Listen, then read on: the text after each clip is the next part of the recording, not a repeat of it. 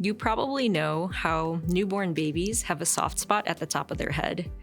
This soft spot is because the skull is made of multiple bones, and these bones have to grow to cover the top of the head and grow to match the pace of the growing, developing brain. Sometimes, the joints between the bones, called sutures, fuse prematurely, causing a birth defect called craniosynostosis. This stops the bones from growing and prevents the brain from developing properly, and it changes the shape of the head and the face. Babies with craniosynostosis usually undergo one or multiple surgeries to remove the region of fused bone to allow the head to continue growing normally. Although there are many gene mutations we know are able to cause craniosynostosis, we don't fully understand how the cells within the suture keep the bone separate during skull growth. My research aims to understand how the cells within the suture work by studying the function of some of these commonly mutated genes.